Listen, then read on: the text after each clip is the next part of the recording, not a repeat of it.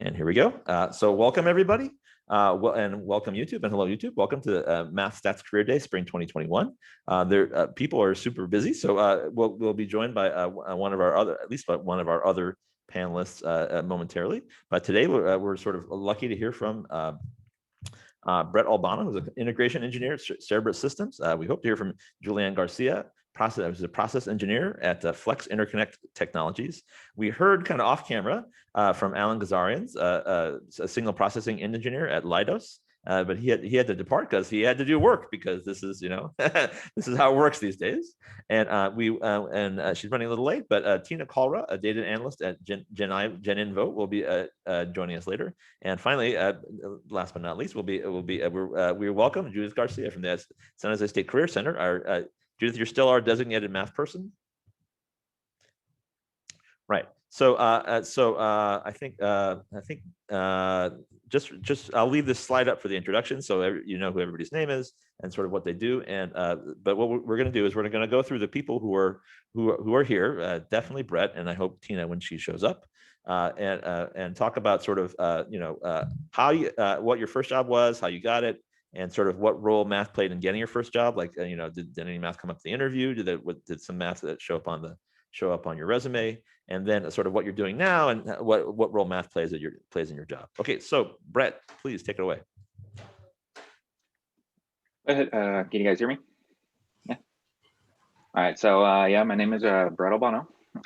So I graduated in 2016, I believe, and a bachelor's in math, and a minor in computer science.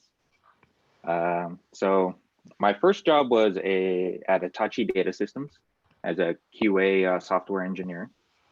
And one of the bigger things that kind of math played a part in it was actually one of the projects that Dr. Gross assigned us in our combinatorics class. It was a traveling salesman kind of thing, and that actually introduced me to Python, introduced me to all this other stuff. So with that and kind of having an understanding of the underlying mathematics of this problem allows you to really communicate the issue. And that was I had luckily a lot of my people who interviewing me, I worked with them, became actually pretty good friends with them. So I actually asked them, like, what about me stood out? Like, because they've interviewed a lot of people and I was the only one that was able to be, they figured to be hired. And one of the biggest ones was my ability to explain the problem. And a lot of them, they've seen people kind of just speak for words to try to act like they know what they're doing. But in math, when you're writing proofs, you do not do that. You kind of want to say, okay, this is the point. And especially in tests, you don't want to just keep on writing pages and pages of proof and then getting nowhere. And now you're wasting time. You want to be very succinct and get to the point. And that was one of their bigger things was I took the problem. I asked questions on, okay, what are kind of the weirdness of this? What are the reasonings? Where can I get stuck on this? And I kind of asked about that. And that understanding of, okay, there might be some tricks in here. What do I know? What do I need to figure out? Where do I need to go? Because a lot of times you already know where you need to go. You know where you start, and it's this middle part that is the unknown, and that sounds pretty familiar for a lot of these people, I would assume. And so just being that ingrained into my thought process is one of the bigger things they noticed, and they brought me on. So like what Alan was talking about earlier, I had no idea what Git was. Didn't know any of that stuff. So it was really my thought process that my schooling in math was the real big differentiator.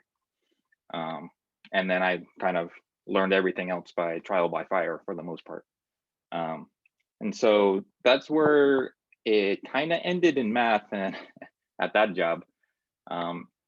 until I got really interested in something called erasure coding. And it's something to do with, it has to do with linear algebra, abstract algebra, all this stuff that I was seeing. And then I was like, ooh, finally, something I can use my degree that I pay thousands of dollars for. And so I got really into that, understanding all the theory about that.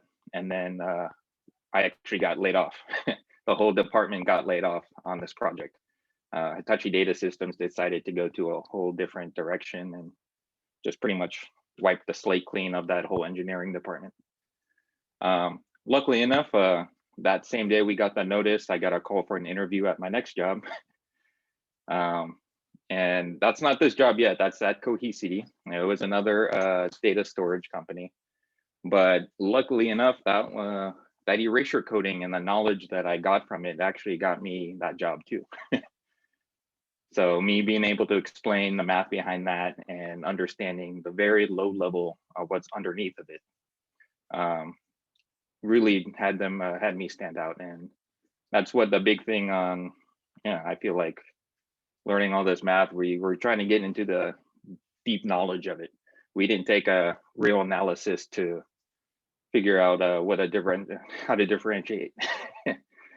That one will always be my nightmares, Dr. Shu. So thank you for that. I know what monster taught you real analysis. What a terrible experience. Exactly. But then I stayed at that one for 3.5 years, and it was just this December where I started at Cerebras Systems, and this is actually a machine learning and AI startup. So this is where now I'm seeing so much math, or all the way to go from integrate, like we're doing calculus, linear algebra every day of my life, and so it kind of feels like I've gone full circle, and it's pretty interesting on all the things I can now learn and brush the dust off on my math thinking. Super cool. And I'd say, Brett, I always enjoy having these things because your story is sort of like archetypal in terms of like what I hear from people who get jobs afterwards, that it's the thought process that's really important, your ability to communicate, the ability for math stats majors to communicate and break down problems, and that maybe more so than like actual specific math skills, though I guess that's somehow coming up now. Yeah. So I mean, I didn't get this job knowing these full-on math skills of what I needed. I got this job because of my thought process and my ability to explain what the problem is happening. And I want to, you've been training since the, calculus or even trig, when I remember doing proofs in trig. So I mean, it's something that if you take the idea and you really want to put effort into it, to understanding it, that is where you can carry on into a tech career. All right, fantastic, thank you. So Tina, Tina's here now. Tina, if you could just turn your camera on and tell us again, sort of how you got what your first job was, how you got it, and what role math played in getting your first job, and sort of what you do now, and what role math and I guess statistics in your case plays in your day-to-day work. Yeah, sure, Dr. Sue. Thank you for this opportunity, and hi, everyone. So as far as my experience goes, so I graduated last summer with my master's in statistics in the peak of the pandemic. So that time, the job scenario, I would say, still is really hard if you are, a fresher or you've just graduated, because at that point of time, the pool of applicants who were applying for the jobs not only included the students who recently graduated, but also, a lot of people who had been laid off. So there were high, layoffs happening that time. So you were competing with very experienced people, I would say. And at the same time, competing with some great fresh graduates. So, but it's almost an year now. I think we all are in this very unprecedented scenario, but now I think this is the new normal, and new jobs have started. A lot of new jobs have started coming up, and where there is opportunity for fresh graduates, or even less experienced individuals, I would say. So that is the bright side. So I started applying as soon as I graduated, and even before that, around the month of March to April, I would say. And though I was getting some very good calls initially, because I had made sure that my resume is strong enough, and it actually caters to the job requirements for the job roles that I am applying for. So I think that is one of the very important things to keep in mind, that you're not just applying with the closed eyes, and making sure that your resume has some key points that are very well aligned to the job you're applying for. So that will make it easy for your resume to be picked up.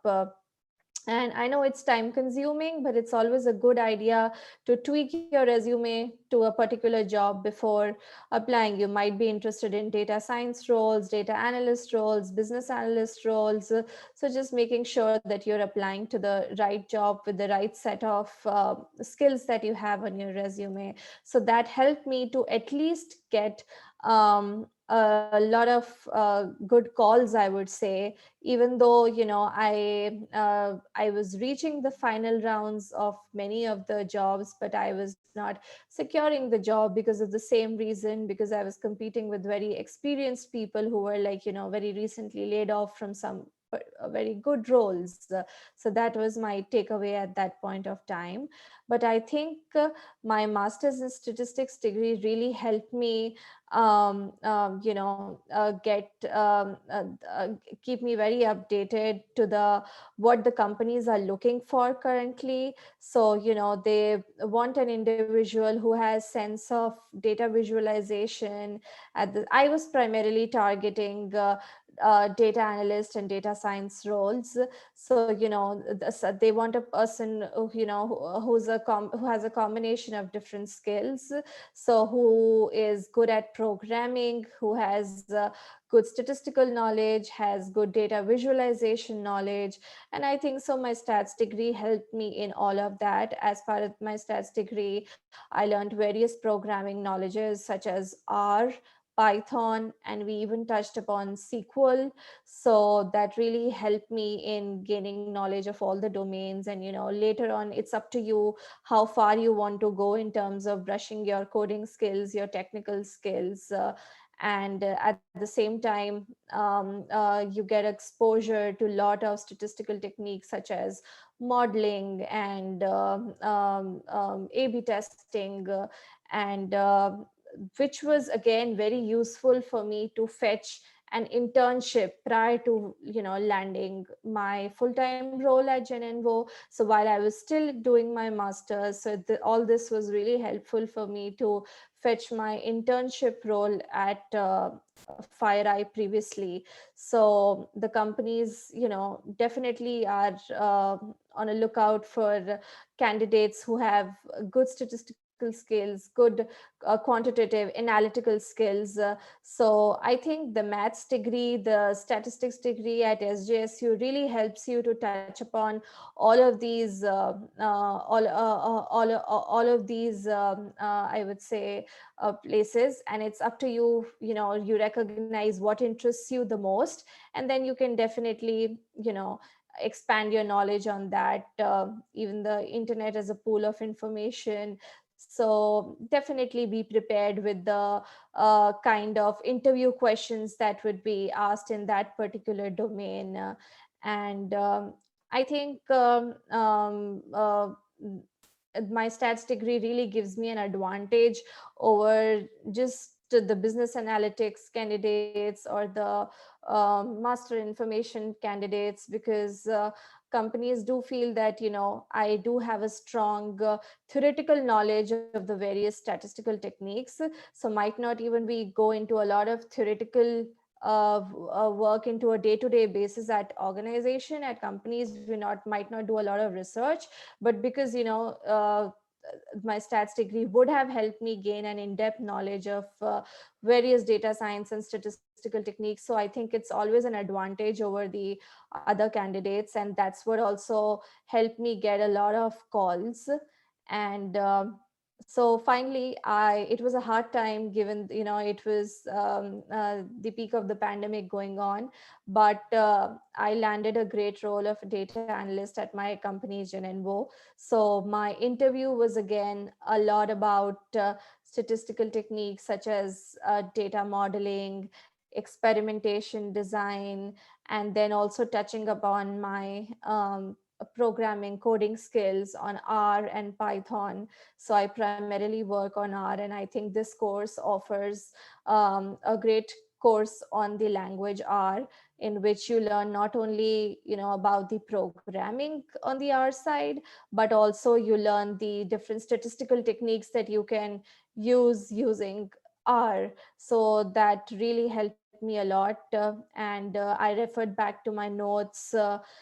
We took this class. I took this class under Professor Dr. Tortora, and I think she really taught us well and made sure that all the concepts were very clear. And it was like a foundation that was set right in the semester 1 of my statistics degree, which actually helped me a lot in the entire statistics curriculum, I would say, and then also landing up a job, full-time role at Genenvo. So even in my day-to-day work, there are times when I go back to my notes and see a lot of things, be it related to clustering techniques or modeling techniques. So I think that has been really helpful, and definitely helped me to do well in the interviews, and definitely land up my internship job or the full-time role that I am doing now. So yeah. Great, thank you so much. And it's interesting, I think sort of in past years, we've had a lot of people who weren't necessarily using what they learned in school on a day-to-day basis. And that happens. I mean, you may notice that no one here has a title called mathematician or even statistician. But you get called to be an engineer or a data analyst. But it does seem like everybody here that we've heard from is actually using their, and including Alan, who sort of appeared off camera, for those of you on YouTube. Everybody is actually using all the stuff they learned in school. So yay, exciting. Absolutely. Yes. Okay, so thank you very much. Judith, would you like to say a few words? Well, hi, everyone. So I'm Judy Garcia. I am a career counselor, and I actually am the career counselor liaison for the College of Science. And I want to thank Tina, because I think she could also become a career counselor if she wants to. She just covered so much great information about what I tell students to do in terms of looking for internships and jobs. So I'm really glad to be here today, because I'm definitely talking to more students this past month or so who are looking for internships, especially, and some of them think they're too late in the game, but actually that's not true, because I'm seeing a number of openings coming up even now. And I especially focus on Handshake. So that's our platform for job search for students and new grads. So one of the things I definitely want to encourage all of you to do is check out Handshake for your for internships and jobs. And so in addition to that, I really emphasize the importance of customizing your resume for the positions you are seeking, and really paying attention to the qualifications that the employer is looking for, and making sure those are highlighted on your resume. So that's important as well. And then the other thing that I think maybe more important than all of that even is the importance of networking with your classmates, with alumni, and this is a perfect opportunity to do that. And one of my biggest pieces of advice is look for alumni with your degree in LinkedIn, and you will be surprised to see where they're working, what they're doing, and you'll see, companies that are sort of under the radar, companies you would never think to look for. And you may, if you apply to those companies, you may have definitely a better opportunity to get interviewed and maybe even a job, internship or job. So, so that's my advice. And I would like to add on to that. That's how actually I got all 3 of my jobs. Is kind of, I knew someone on the inside. Right. So the hard part is getting that interview, especially the first interview, because for me, and because I was going into a software company as a math major, you kind of seem like you're almost below the standard of what a software engineer would be on a resume, on a piece of paper. And that's the hard part. Once you get on site and you are prepared, you can't just go in there and expect not to be prepared. But you can really show off your analytical skills, the communication skills, and all that. And it is huge to always have someone on the inside, because you kind of bypass the recruiter filter. They have an automatic filter. So again, it's another machine learning thing where they just filter out keywords, and if you don't meet 80% of the keywords they're looking for, they're immediately passing out. You're tossing your resume. So having someone on the inside, someone is a big thing. And what Judy said there is really great, if I may piggyback on what both of you said, is that in that it really does help to have someone on the inside with a math degree, a math or statistics degree, because those folks will be able to understand a little better what someone with a math stats background can contribute, whereas engineers might be less appreciative of what we can do. Not all, but some. Or certainly, and as Brett was saying, certainly very simple machine learning algorithms would be are sometimes less appreciative of that. So yeah, it does really help if I don't know, Oracle started by I think by a San Jose State math alum. So we're out there. Okay, so I think great. So I think now I think would be a great time. So Tina, if you could let me get rid of this slide. Actually, I'm going to stop sharing my screen. And so if Tina, if you could just turn your camera back on, then we can go to the question and answer stage of things. If Tina's ready, yeah. Hi, Tina. Okay, so and let's see. Hopefully we're on active speaker. Like the active speaker will show up in the middle. So I'm not speaker. Okay. All right. So hopefully that'll work. At worst, the little whoever's watching this on YouTube, you'll see little talking squares on the top. But as promised, let's go to questions. And I know quite some time ago I promised that Jinhan would be able to ask your question. So Jinhan, do you want to? Are you available to ask a question out loud, or do you need me to read it for you? Jinhan. Okay.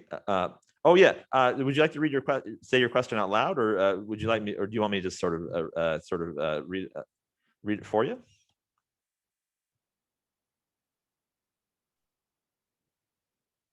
Okay. Yes. Okay. So I know some of you may actually be at work of some sort. So or maybe in class, and so you're not in a position to open up your mic. Okay. So Jinhan asks, if I apply for data analyst, data engineer, or data science, what do I have to study for the job interview, and what kind of GitHub project do I have to develop? Please tell me in detail. Yeah, hi. I think that's a good question. So, like I said earlier, so the job requirements can be very different for the kind of roles that you're applying, because they can be industry specific. There can be a company which is a biomedical company, another is an automobile company, or it's like a technology company. So I think if you have a dream company, if you have a dream industry, I would say, so definitely doing some projects and putting it on GitHub pertaining to that industry would be really helpful. So for example, if I was interested in the risk and fraud domain, so doing some kind of projects related to identifying frauds, identifying credit card frauds, identifying account takeovers, doing some kind of regression models on same, and then putting it up on GitHub would definitely attract the that particular industry. If they see something that you have already done something that is well aligned to the kind of work that they are doing, and you would definitely be putting it up on your resume as well, and those keywords would also be picked up.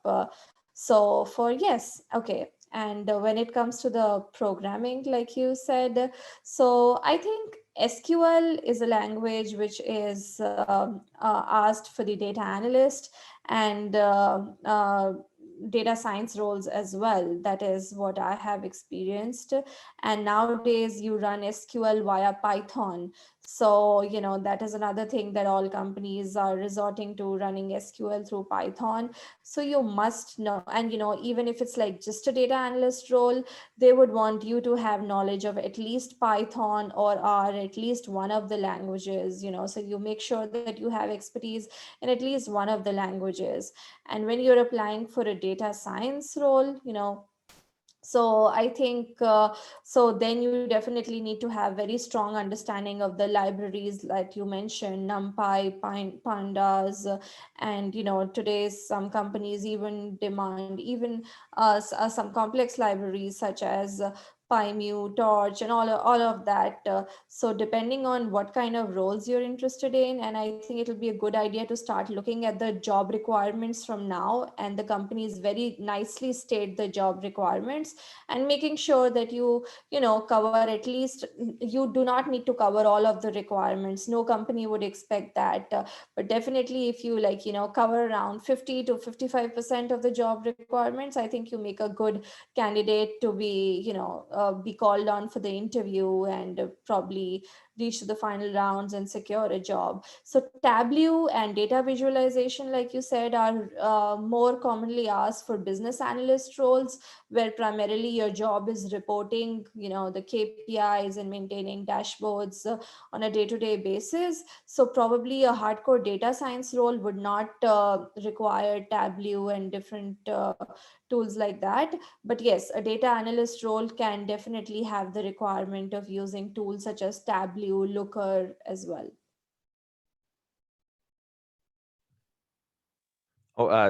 Follow up. Did you also have some certification before applying to an internship or job?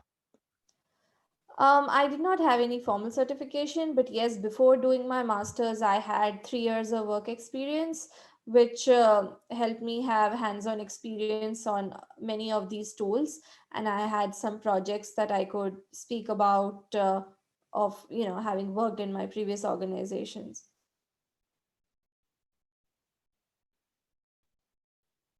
So Jinhan, did we kind of cover all your questions? All right, okay, we have another question from Harkirat. I have not gotten any internships yet, and I want to get into data analytics. What should I do, and what should I be looking for as an internship? Right. So, Harkirat, I would say that, internship jobs, I'm not sure if you have prior experience or you are a fresher. So based on that, there are a lot of internships available based on, they're looking for a fresher or, a person with some kind of experience. So, okay, no worries, zero experience, that is not a case to worry, but they would definitely want to see that, you're a self-starter. Even if you do not have experience, you are curious enough to learn about the latest coding techniques. And, I would say just be on top of the chart and try and prepare for there are a lot of good interview questions available online, and internship interviews are not as hard as the full-time opportunities, I would say. So because they know that you are a student and you're still learning different things, so I would say just keep on trying. It is very important to apply to a lot of roles, and making sure that your resume is up to date, and it has key points for the jobs that you're applying to. And I would say, if you're applying to some 40-50 roles and still not getting a call back, then there is something definitely to check in your resume, which you might be missing on. There might be a spelling error or formatting issue or something that might not be attracting the hiring managers or the recruiting team. So in that case, make sure to revisit your resume, I would say, and just don't just keep applying. I would say there would be one call that would be meant for you, and make sure to grab that opportunity. Be sure that you are be able to handle all the questions once you get that opportunity, because you might not get a lot of interview opportunities, I would say. But once you do, just make sure that your preparation is strong enough that you are able to crack the interviews. Focus primarily on SQL, I would say, and definitely on one of the languages from Python or R. Python is more preferred for if you're a data analyst, but just make sure your SQL skills are very strong for landing an internship job as a data analyst. Okay, great, thanks. So we have another a non-stats question from Fan. So I have a question. Fan, did you want to say your question out loud? Okay, if you don't. So Fan's question was, I have a question relating to the applied math major. I have been actively applying on Handshake, and I see that most of the job requirements just state some kind of engineering or related. For those jobs, will I still be able to apply as a math major? I guess, Brett, this is really kind of up your alley here. So absolutely. So, I mean, the thing is, you can't, it's not just okay, engineering, math, it's the same thing, so I can go ahead and apply. You still need to do work to say, what do I need to do to knock off, put a check to some of these requirements that job posting is saying. It's not necessarily just a math major will get you there. You need to, it's a good base that you can build upon. And that's the biggest thing, is you just have to take maybe a little bit more effort than what an engineering student would take. But then once you get there, I think you have better tools than what some of the engineering students who I've interviewed.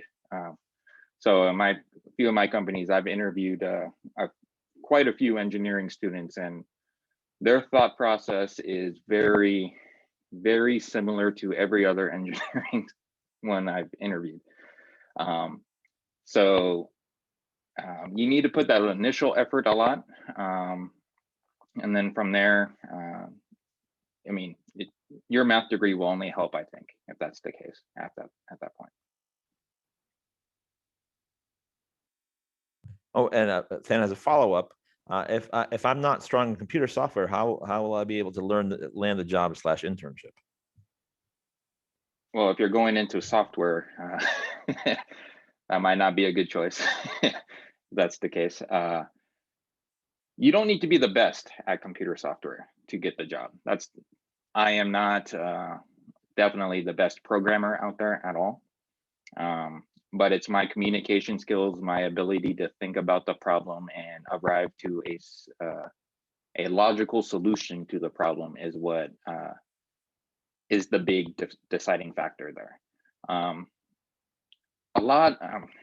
be completely honest, a lot of my day-to-day is Googling how to do this on software.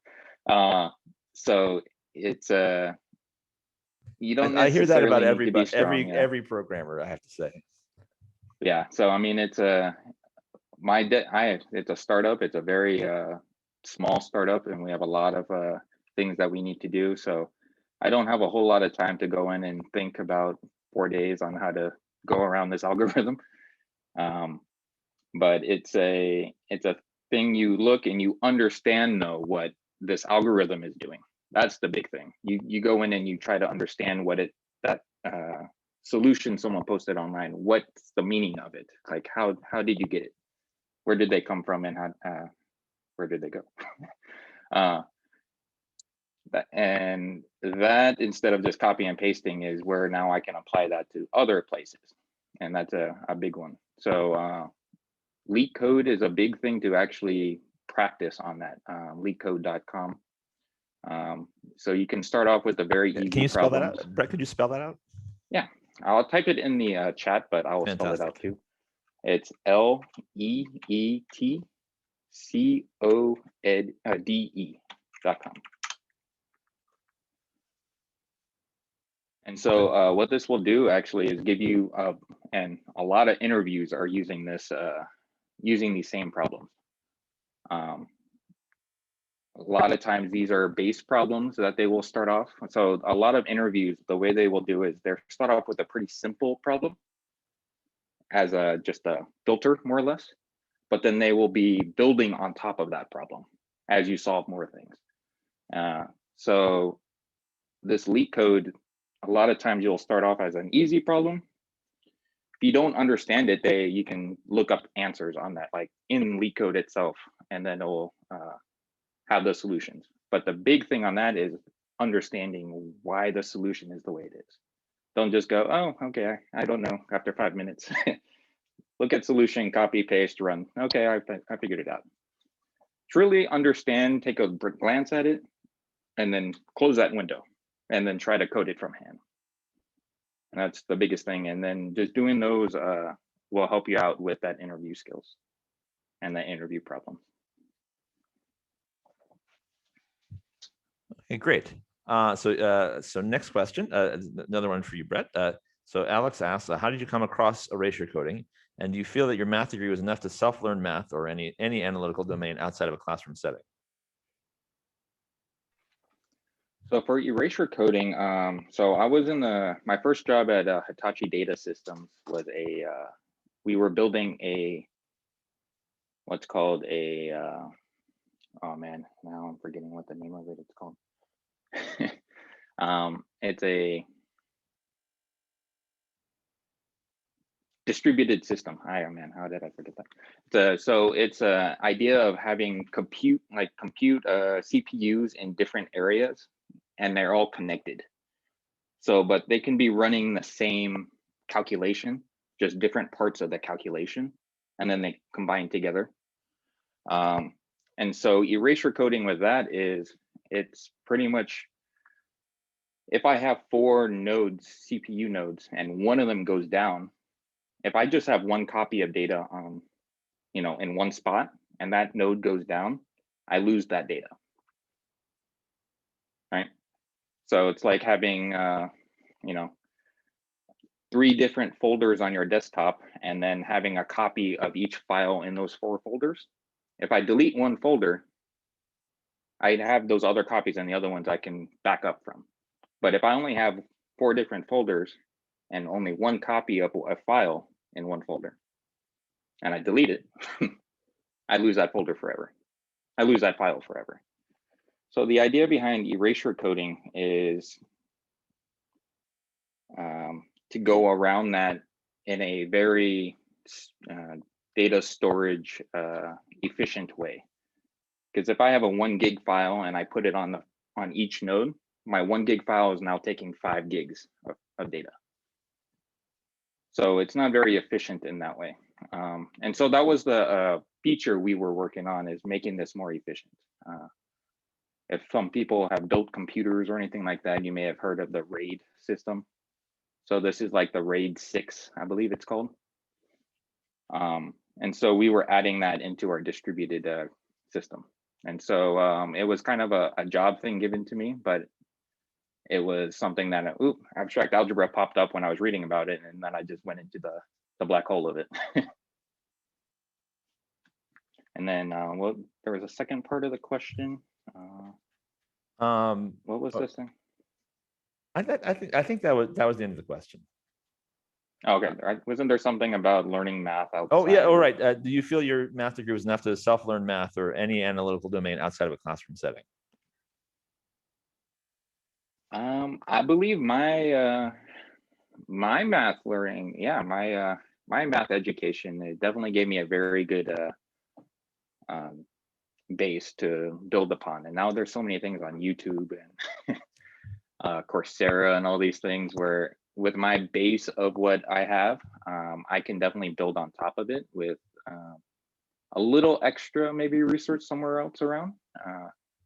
Because I'm dealing a lot now with graphs, like graph theory and things like that. And I was unfortunate enough not to be able to take that at SJSU. And so kind of going through that and spending some time in there, actually, I felt like I understood just about what I needed and what I was interested in. And I have to say, so I have to want to chip in here with sort of the standard kind of math brag things that I like to include in this discussion. And one is, as Brett and I were joking earlier, you know, sort of after you've taken real analysis, if you happen to be like a theoretical math major and taken real analysis, I mean, one thing you just got to think if you're going to learn about like RAID systems or about like you know, erasure codes or whatever, well, how hard could it be? It can't be any harder than real analysis. And, you know, to some extent, that's actually kind of true. I mean, other folks might call it arrogant. I think arrogant is, but it's not an unhelpful arrogance, actually, is what it is in many ways. And then the other, so I meant to say this earlier, mention this earlier, another standard thing that we like to say these things. So one of the great things about a math stats degree, anything in the mathematical sciences, is that you can sort of go take it and go do anything, like whatever you can, like the whole world is your oyster, like anything. You know, I've seen people take this to do like self-driving cars. This is one of our friends. Brett's taken it down communication systems. You know, Alan, who was off camera now, but came earlier, was doing signal processing. Tina's doing data analysis. You can do whatever you want, but on the downside is you can sort of do whatever you want, which means that, and so one of the problems is sort of choosing like what you're really interested in. And so I can't remember who was asking this earlier, but we always recommend that you find something you really love, that's something you find really interesting. Like one of our alums that we have come to these things every once in a while was really interested in the environment, and so what he actually ended up doing was he got a job doing logistics for the Environmental Protection Agency. And you know, it wasn't directly applying math to the environment. It was applying math to the process of being able to have enough paper to save the environment, or you know, or enough pencils or whatever. You know, but it was still sort of taking what he had learned in his degree here at San Jose State and applying it to something that he really loves. So I mean, so one of the it always boils down to one of these hard questions, like what do you really love doing? And then once you figure that out, you go out and do it. And Judy, you had something on the chat here about I put a link. A number of you have been asking in general about interviewing. We have an interview guide. I think I could put the link here. So we have, it's pretty general, but something I do want to emphasize is it's not just about your technical skills anymore, but it's also about behavioral skills. So there's more behavioral interviewing taking place. And employers want to know how you communicate and how you collaborate and how you analyze things. And that's become even more important, I think, because I think employers probably don't doubt that you can do the computers, you know, the technology skills, the engineering skills, whatever, but they want to know how you think and how you work with others. And I imagine this is probably a little more challenging because all of this is taking place virtually. You're all interviewing virtually. And so I think the other thing that is helpful to know is, and I wanted to ask Tina and Brett actually, if that's possible, is how you are coping, well, not how you're coping with with COVID, but how have you kind of switched gears in terms of your work and how you address things? And it may not be very different than what we're doing at San Jose State, But I think, especially for the interviewing process now, do you guys have any advice on how students should prepare now for, virtual interviewing? That's all right to ask. Right. Yeah. So I think, Judy, this is the new normal now. So everyone has, accepted to this way of not only interviewing, but also onboarding to your new role. So just making sure that while you're giving the interview, you're in a peaceful environment, I would say. There is no noise coming up, and, making sure that you're at the comfort of your home, but you're still dressed presentably, I would say. So just making sure, just the way you would walk into an office to give, and to a company, to an organization to give interview in person. So, you're just presenting yourself the same way, and just making sure that you're in a quiet and a peaceful environment. So I think that would really help to get the interview going. One thing I would like to add to that is don't have your first day kind of not in your pajama classroom clothing be the day of your interview. Try to, dress up a little bit, do your hair, do do like that, 3 or 2 days beforehand. So it's not another variable your body is getting used to while you're already dealing with so much stress. I mean, we all know interviews are going to be stressful, but it does help controlling that variable. Cool. That's really good advice, both of you. And then let's see what else. Because I just went through interview also online. So I mean, it was a weird thing for me. Was it a good choice for me going on a pretty stable job? It was another startup that was doing really well, and then going to this next one, which is a smaller startup in a completely different domain. So I mean, the way I kind of worked on it was you just have to be confident as much as you can. Obviously, it's new for the other people too, on the other side of the camera. So you're not the only one going through this weirdness. They might have a little bit more experience going through it, but it's still they wish interviews can happen in person. You can do a lot better in person, I think, than on camera. But you just have to be okay. This is what it is right now.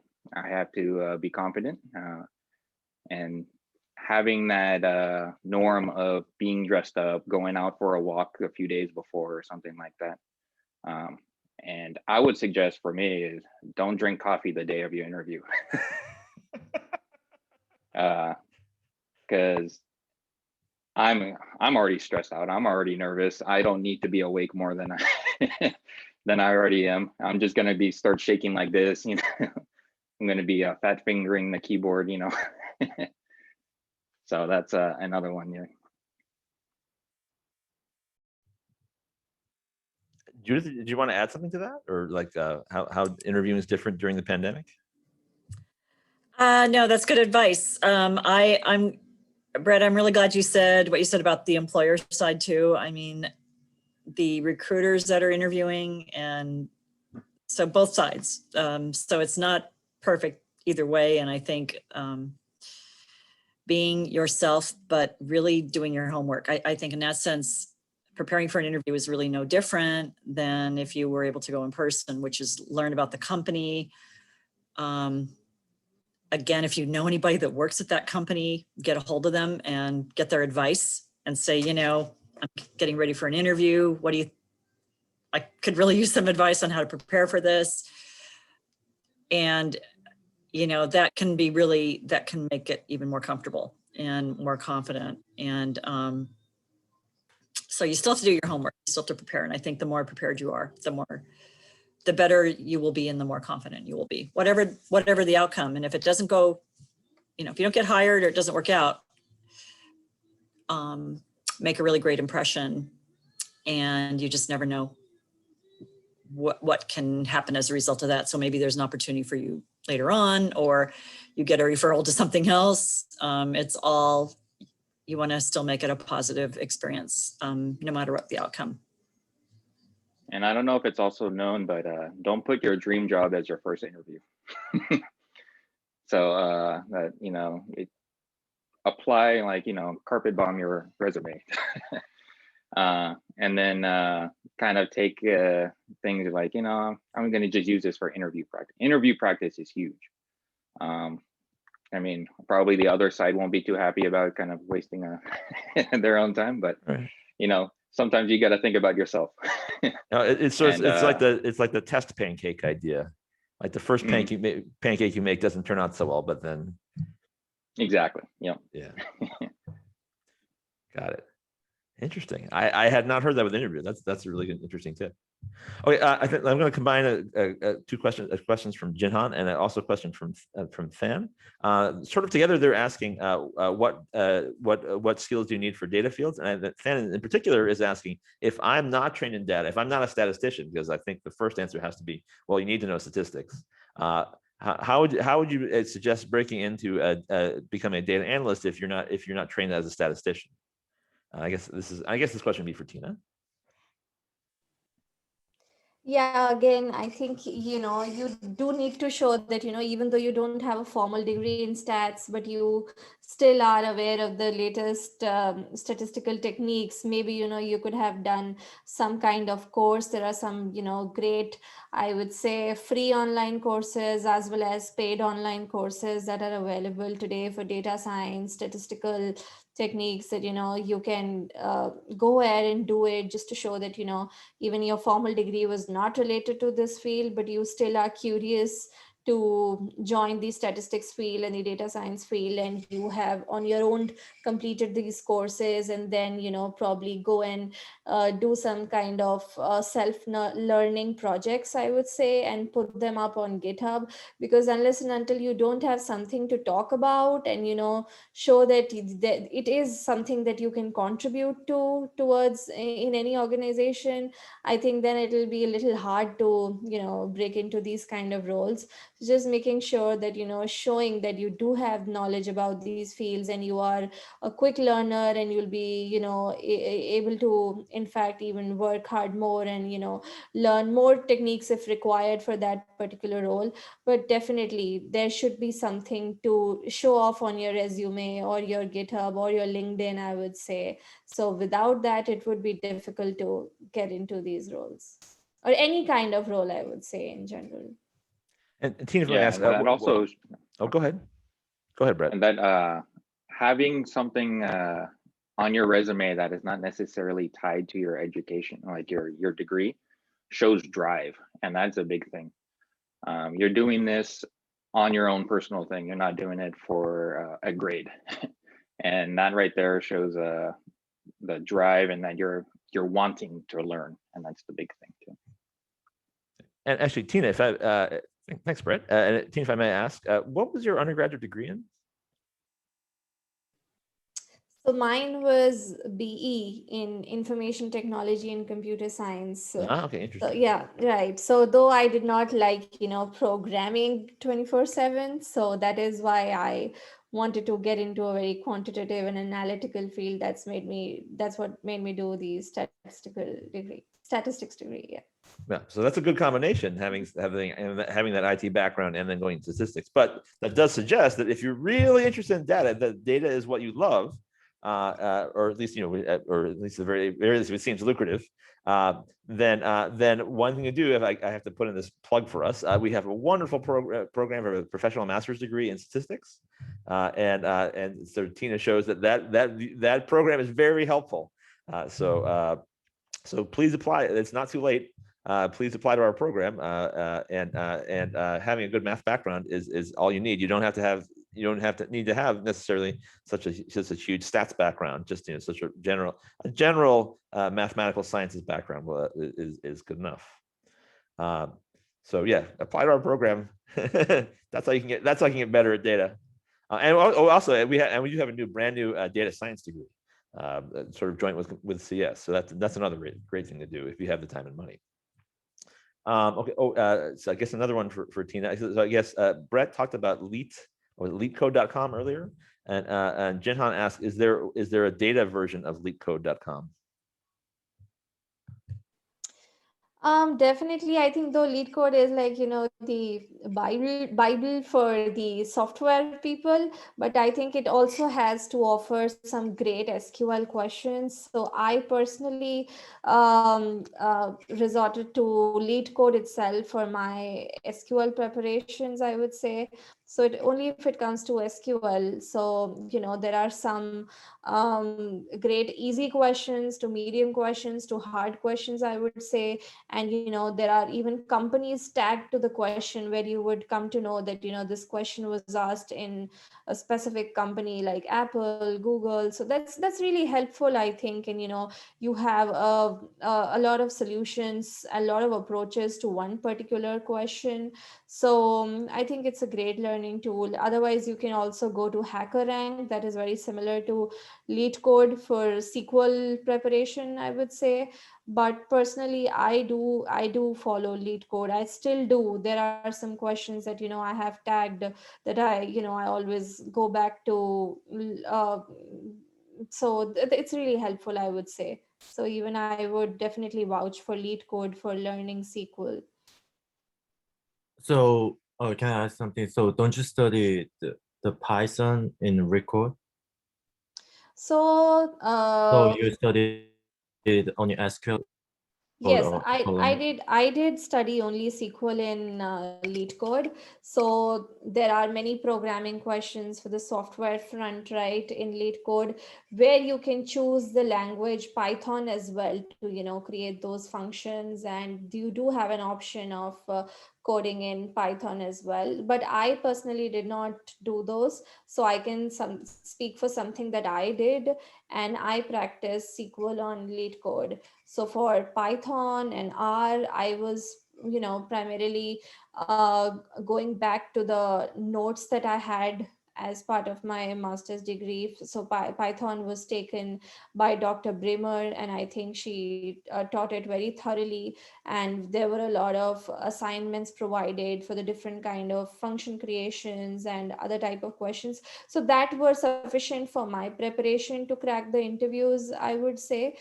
Because for a data analyst and a data science role, they wouldn't expect you to be just a coder, but would also check your in-depth knowledge about the subject matter. So it definitely depends whether you're trying for a software developer role or you're trying for a data analyst or a data science role. So the expectation would be different in that case. But when it comes to SQL, you would definitely be thrown some programming questions towards your way. So for that, you do need to practice.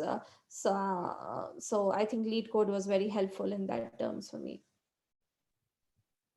Okay, great. Another question from Huda, and we'll probably just take a few more questions because we're getting close to the end of our scheduled time. So Huda asked, and I think I know the answer to this one, but I'm just curious to see what everybody says. Does having a research experience tend to be helpful or not end up being relevant?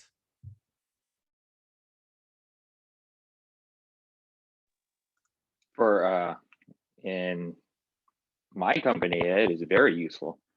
The big thing for that is you're kind of doing something going into the unknown. How do you react to that? And so showing something like that is pretty huge. I can't imagine a scenario where it would be bad. And so, I mean, I guess if you're only doing research and absolutely no practical things, but you're kind of doing practical things in some courses too. So, I mean, you can even put course projects on on your resume too. Don't be afraid to do that.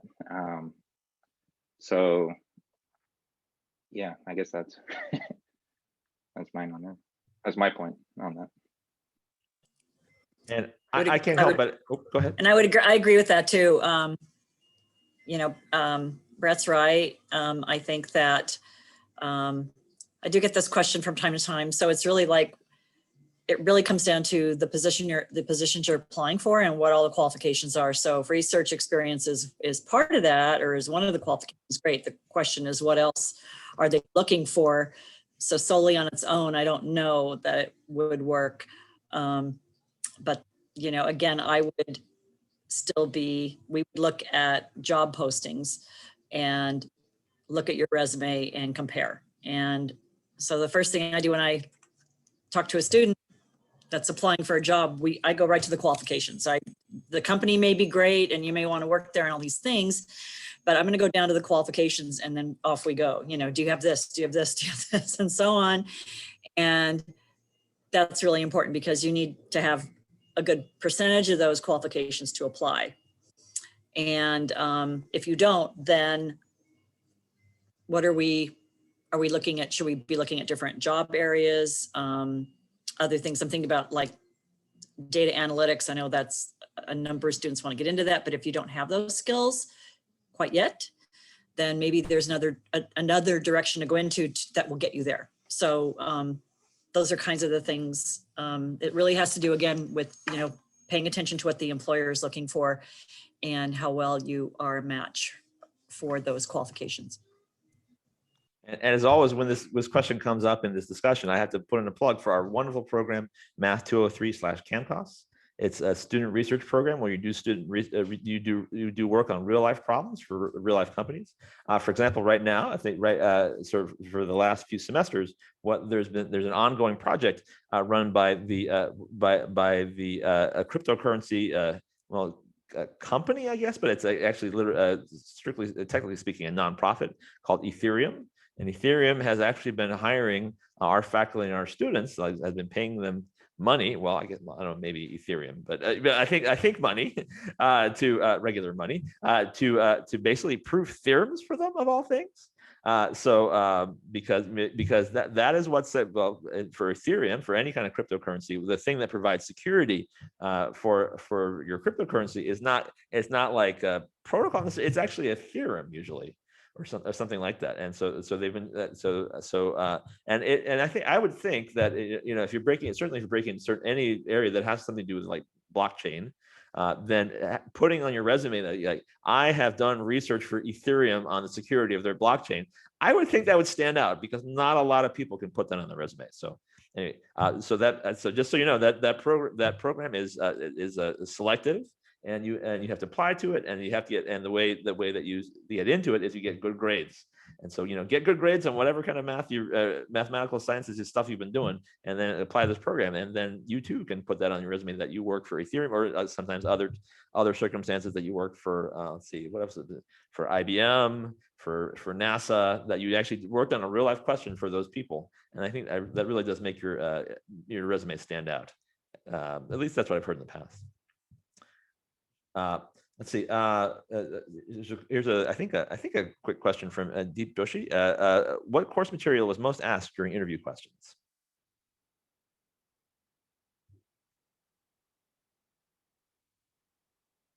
So go ahead. Yeah, I think that definitely, again, you know, goes back to the kind of role that you're applying for. So I'm not sure if, you know, you can generalize, but, you know, if you want to apply to all kinds of role, then just make sure that, you know, you have your data science, I would say, okay, if it's data analyst position, then hands-on data analyst position, you need to have some great SQL skills.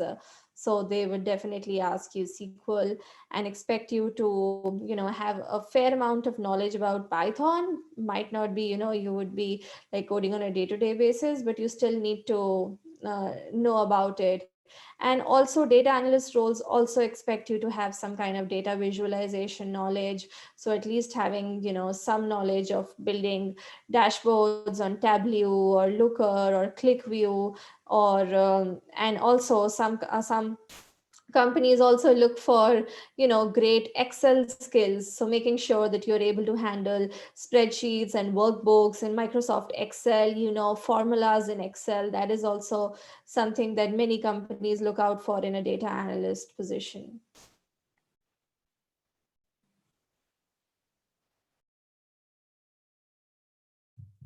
Forgot to unmute myself again. So we're running a little bit short on time. So I think this is such a great question from Finn that I thought that this would be a good one to end up on. So the one more question. So here's one last question. How should I answer? Tell me about yourself. So for anybody, if you have some insight on what to say there. I think that should be truly representative of yourself. So, what you are speaking about, you should be able to justify that in the following minutes of the interview. So, about yourself is probably the first question, and the interviewer would be smart enough to, test you on all the skills that you have said about your own self. And I think just be confident about whatever skills you want to highlight, and and make sure that if you're speaking about something that you really know of, you are actually able to speak about it. So rather than being asked upon that and then not be able to answer. So I think just be true to this question and actually speak what you are best at and what your past experience is and what you like, what you are learning, and where your interest lies in. So I think that should be an ideal answer. Yeah, this question kind of gets asked a lot to new grads because there's not a whole lot of previous experience that you can say, oh, tell me about your last job. What was your role there, and so everyone should have an answer to this question, even if it's not asked, because this is one that it's so open-ended that you get stuck. So the only hints I can really suggest is a lot of times when the interviewer is asking this, in their mind, they're taking notes of, okay, I'm going to follow up on this. I'm going to follow up on this other one. So do not bring up something that you cannot talk about. And so if you have a strength, make sure you tie that in somehow. And I've said it when I kind of did my little intro earlier of erasure coding. And so I tossed that into my, oh, tell me about, what you do kind of thing. And so I tossed that in there, and then my whole interview ended up being about erasure coding. And so if I kind of said, oh, I kind of dabbled with erasure coding, and then, oh, no, that's a big negative on my thing, saying, oh, I have a project on my resume on erasure coding. I said I talk about it, and then, oh, when I get asked a foot level deep question about it, I crumble. So know your strengths and try to steer that answer towards that. So really that question is sort of asking you, like, what should I be asking you so you can tell me how awesome you are? Yeah, it is what they call an underhand softball to a baseball player. And so yeah. Go ahead, Judy. Yeah. So this comes up all the time, and I would say, it also comes up, it's also an icebreaker. So it's a way it's an easy question for an interviewer to ask as a first question. Tell me about yourself. So hopefully if you've done your homework, what you want to do is touch on, I'm a student. I think right away you want to indicate you're a student or a new grad from San Jose State, your major, what you're studying, when you'll be graduating. So if you're looking for an internship, I'll be graduating or a job, doesn't really matter. You could also mention how you heard about the job. So sometimes that's important because remember, some of these positions are posted all over the place. So I think if you say, well, I actually found your position on Handshake, or I learned about it from one of my professors, or I found out about it from, I happen to know so-and-so who works at your company. And I think, so you can put in some really interesting information. And then I think you have an opportunity to really impress them by saying, I'm interested in learning more about this particular project or something your company's working on. And I think that shows you've given some real thought, and you're not just saying it's a great company and I would love to work there, So I think So I know there are students that do things like that are well prepared, and I think that may really sort of catch them off guard. But you're already making a really strong impression, and that could be a great start to a successful interview. All right, great. I'm sure we could go on forever, but I do want to respect everybody's time, including and maybe especially our panelists. So let's thank our panelists for their wonderful contributions, including the departed Alan. So yay! Put the applause thingy on your screen or whatever. Thanks everybody. And I will stop recording now. So can I say some more? Okay, sure. One more question. Go ahead. Yeah, most data engineer also take an interview test. So what concept do they usually ask? Like sometimes computer science fields sometimes take like dynamic programming or binary system or data structure concept something, but I don't know what data science field or data analyst field take a test. What kind of concept do they take? Oh, you understand? This is a question more for Tina, but though I'm not sure I quite understood it.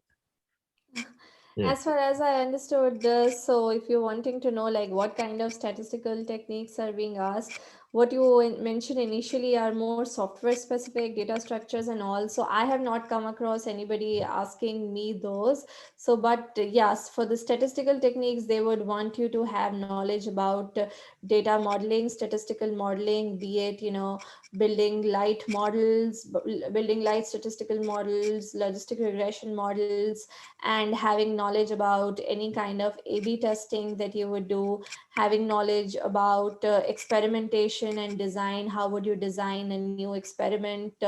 And knowing about hypothesis testing, confidence intervals.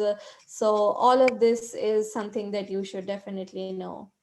So do you solve like this question in documents or in code, in Python code? No, this is discussion. Like they would probably throw a business case question towards you and ask you to design an experiment, ask you to set up a hypothesis, and or ask your experience about any kind of statistical model that you have built, how you built it. So it's more of discussion based, I would say. And then if the interviewer wants to go into the nitty-gritties, then they probably might ask you the code behind that as well. Oh, okay, thank you. And if you guys, as I was saying, so we really want to respect the time of everybody, including our especially our panelists. So I think what we're going to do is we're going to adjourn the recording right now, and then if our panelists have a little time afterwards, then we can maybe have them answer a few more questions if they have time. And I know that you two are very busy, have to get out and do other stuff. So again, let's thank our panelists again. Thank you, Brett. Thank you, Judy. Thank you, Tina. And goodbye, YouTube. And thanks everybody for stopping by.